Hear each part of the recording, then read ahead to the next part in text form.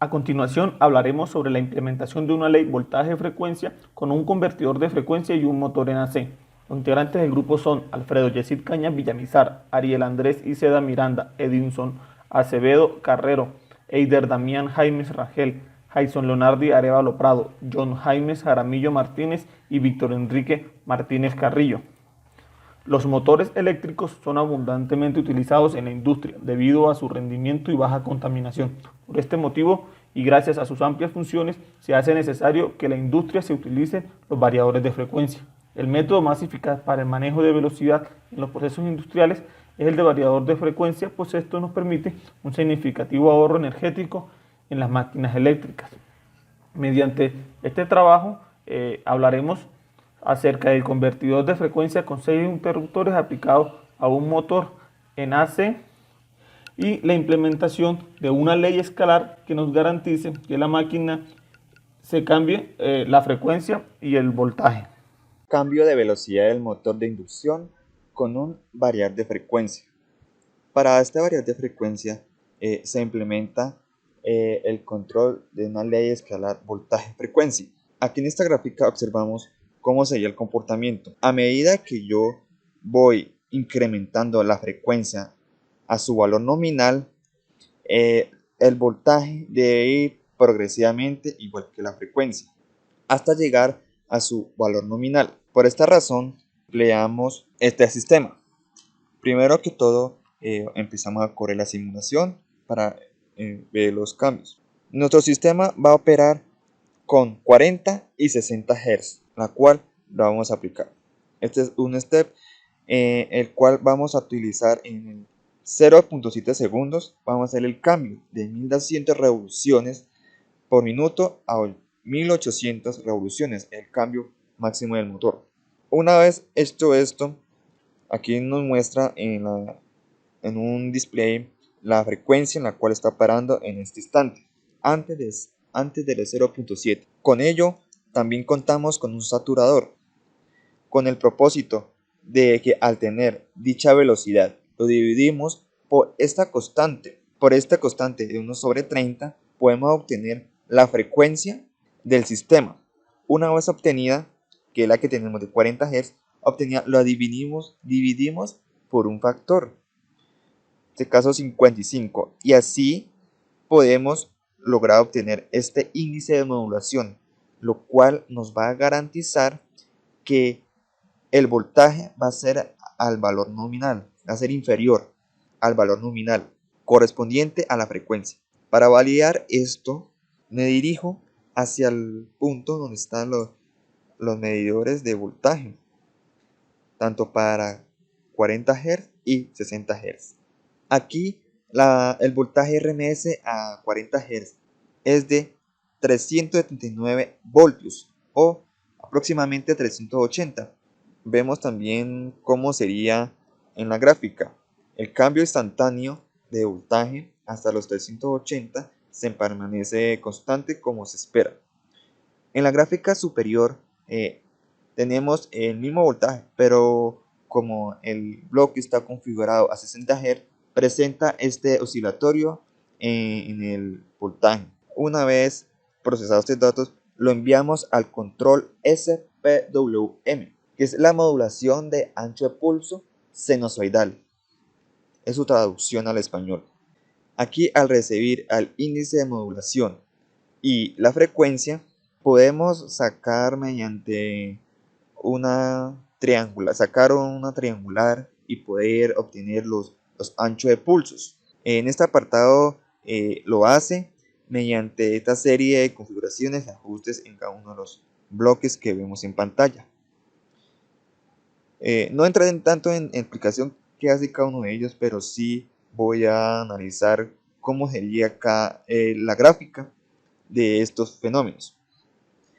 En la parte aquí inferior vemos la salida triangular y la onda sinusoidal que hemos incorporado al sistema.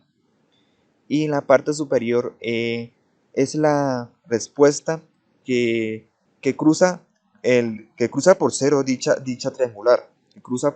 Se interceptan las dos señales, la triangular y la sinusoidal. y gracias a esto podemos obtener esta señal PWM. Mayor o igual a 0, podemos hacer una conmutación y es lo que vemos acá en la gráfica. Si es mayor o igual a 0, hacemos una conmutación. Entonces vemos, por cada intercepto vamos a tener una conmutación encendido o apagado como lo vemos acá en pantalla. Y así podemos obtener la salida SPWM para el sistema. Esto es un bloque que se emplea para simplificar más el sistema. La entrada, la frecuencia y el índice de modulación, con el propósito de ajustar el voltaje a la frecuencia que se necesita. Una vez con esto podemos controlar este control SPWM envía esta señal a cada uno de los 6 transistores que tenemos aquí en el sistema y poder obtener la señal sinusoidal. Un sistema trifásico desfasada cada una 120 grados. Aquí en la salida podemos ver cómo es su comportamiento. Mire, aquí esta salida ya es señal de salida de voltaje de línea. Vemos que es sinusoidal, ajustada sinusoidalmente, y gracias a ello pues la máquina funciona. Una vez conmutado el tiempo de 0.7, ya ha transcurrido superior el tiempo, vemos acá en el tiempo de carga, vamos a validar, mire, efectivamente hizo el cambio a 60 Hz y el índice de modulación ha cambiado a 1.91 para que el voltaje suba a sus 460 voltios, que es el voltaje nominal de la máquina. Entramos aquí a las propiedades del sistema, vemos que sí, 5 caballos de fuerza, 460, 60 Hz, 1700 revoluciones. El torque aplicado es de 10 newton.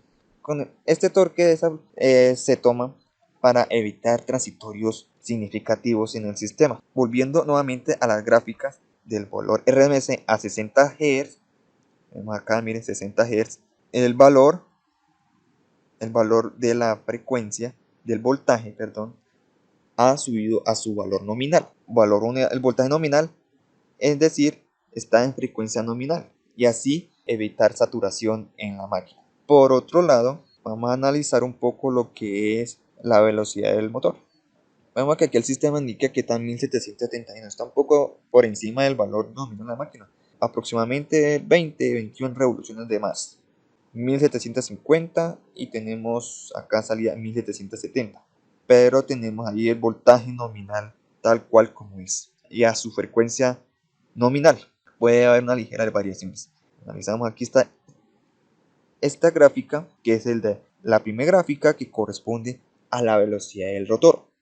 Inicialmente la tenemos en 1773 revoluciones aproximadamente. Una vez pasa los 0.7 segundos, como lo podemos casi apreciar aquí, la máquina presenta un transitorio en ese instante de tiempo, y ya después de esto ya se estabiliza. De igual manera sucede con el torque electromagnético. Inicialmente esta máquina apenas empieza en marcha, hay un gran torque significativo, y la misma forma en el cambio de frecuencia se presenta un torque, pues con un transitorio pues, no tan elevado como se había probado en casos anteriores. Por otro lado, tenemos la corriente trifásica del rotor y la corriente trifásica del estator de la máquina.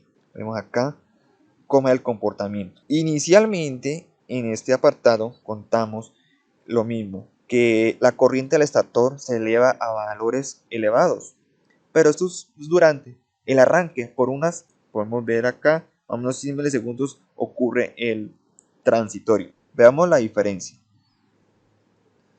Mire, esta es la onda de corriente a 40 Hz. Después de la conmutación de 1200 a 1800 revoluciones por minuto, hay un cambio en la onda de corriente de igual manera. Y lo mismo sucede aquí en el rotor. Hay una ligera corriente producida en el rotor. Una vez culminada la simulación, va a entrar a ver cómo se comportó el step. Efectivamente, fue inicialmente de 1200. Después de los 0.7 segundos, hizo el cambio a los 1800 y me indicaban las revoluciones del motor. Por otro lado, se manejó un voltaje directo de 600 voltios para alimentar el sistema. Finalmente, en cuanto a la salida trifásica, tenemos que sí se efectuó el cambio en el tiempo dado. Acá, en este sector, el sistema viene operando a 40 Hz. Después de 0.7 segundos, su sistema de la onda cambió a 60 Hz. También podemos ver cómo nos quedó la interfaz. En este apartado, pues, como el motor nos lo botan en rayones por segundo, hacemos la conversión a revoluciones por minuto mediante este factor 60 dividido en 2pi. Es el factor para pasarlos a revoluciones por minuto. Tenemos en total la gráfica, el factor 60 Hz y 1.9. El saturador es un limitador que nos permite no sobrepasarnos del sistema. Todo acerca del uso de este sistema del convertidor. Muchas gracias.